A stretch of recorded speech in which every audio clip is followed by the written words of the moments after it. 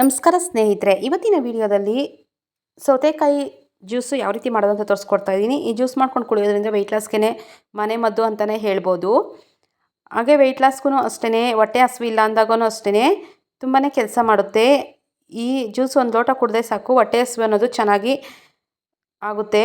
ಒಂದು ಸತಿ ಟ್ರೈ ಮಾಡಿ ನೋಡಿ. ಹಾಗೆ ನನ್ನ ಚಾನಲನ್ನು ಫಸ್ಟ್ ಟೈಮ್ ಯಾರೆಲ್ಲ ನೋಡ್ತಾ ಇದ್ದೀರಾ ಒಂದು ಸಬ್ಸ್ಕ್ರೈಬ್ ಮಾಡಿ, ಹಾಗೆ ಒಂದು ಲೈಕ್ ಮಾಡಿ, ಬೆಲ್ ಐಕಾನನ್ನು ಕ್ಲಿಕ್ ಮಾಡಿ. ನಾನು ಹಾಕೋ ವಿಡಿಯೋನ ಮೊದಲು ನೋಟಿಫಿಕೇಶನ್ ಆಗಿ ನಿಮಗೆ ಬರುತ್ತೆ.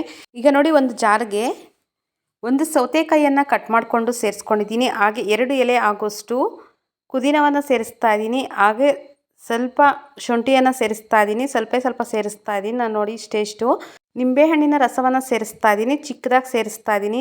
ಎಲ್ಲ ಹಾಕಿಲ್ಲ, ಅರ್ಧ ಕಾಯಿ ಆಗೋಷ್ಟು ನಿಂಬೆಹಣ್ಣಿನ ರಸವನ್ನು ಸೇರಿಸಿಲ್ಲ, ಒಂದು ಸ್ವಲ್ಪ ಸೇರಿಸಿದ್ದೀನಿ. ಹಾಗೆ ಸ್ವಲ್ಪ ಉಪ್ಪನ್ನು ಸೇರಿಸಿದ್ದೀನಿ, 1-2 ಚಿಟಿಕೆ ಆಗೋಷ್ಟು. ಇಷ್ಟನ್ನು ಹಾಕ್ಕೊಂಡು ಸ್ವಲ್ಪ ನೀರನ್ನು ಸೇರಿಸ್ಕೊಂಡು ಪೇಸ್ಟ್ ರೀತಿಯಾಗಿ ರುಬ್ಕೊಂಡು ಬರಬೇಕು. ನೋಡಿ, ಪೇಸ್ಟ್ ರೀತಿಯಾಗಿ ರುಬ್ಕೊಂಡು ಬಂದಿದ್ದೀನಿ. ಈಗ ಇದಕ್ಕೆ ಒಂದು ಸ್ವಲ್ಪ ನೀರನ್ನು ಸೇರಿಸ್ಕೊಂಡು ಮುಚ್ಚಳ ಎಲ್ಲ ತೊಳೆದ್ಬಿಟ್ಟು ನೀರನ್ನು ಸೇರಿಸ್ಕೊತಾ ಇದ್ದೀನಿ. ಹಾಗೆ ಇನ್ನೂ ಸ್ವಲ್ಪ ನೀರನ್ನು ಸೇರಿಸ್ಕೊತಾ ಇದ್ದೀನಿ.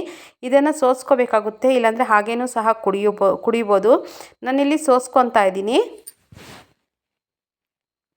ವೆಯ್ಟ್ ಲಾಸ್ಗಂತೂ ಮನೆ ಮದ್ದು ಅಂತಲೇ ಹೇಳ್ಬೋದು ಈ ಜ್ಯೂಸು. ಒಂದು ಸತಿ ಮಾಡಿ ನೋಡಿ. ವಾರಕ್ಕೆ 1-2 ಸತಿ ಕುಡಿದ್ರೆ ಸಾಕಾಗುತ್ತೆ. ಹೊಟ್ಟೆ ಹಸಿವು ಅನ್ನೋದು ಚೆನ್ನಾಗಿ ಆಗುತ್ತೆ. ವೆಯ್ಟ್ ಲಾಸ್ಗೂ ತುಂಬಾ ಕೆಲಸ ಮಾಡುತ್ತೆ. ಇದನ್ನೆಲ್ಲ ನೀಟಾಗಿ ಎಲ್ಲನೂ ಒಂದು ಸ್ಪೂನ್ ತೊಗೊಂಡು ಎಲ್ಲ ನೀಟಾಗಿ ರಸವನ್ನೆಲ್ಲ ತಗೋಬೇಕಾಗುತ್ತೆ. ನೀಟಾಗಿ ಎಲ್ಲನೂ ನೋಡಿ, ಆ ರೀತಿ ಎಲ್ಲನೂ ಅಷ್ಟೇ ಒಂದು ಬಟ್ಲಿಗೆ ಸೇರಿಸ್ಕೊಂಡಿದ್ದೀನಿ. ನೋಡಿ ಆಗಿದೆ. ಈಗ ಇದನ್ನು ಒಂದು ಲೋಟಗೆ ಹಾಕ್ಕೊಂಡ್ರೆ ಆಯಿತು, ರೆಡಿ ಆಗುತ್ತೆ.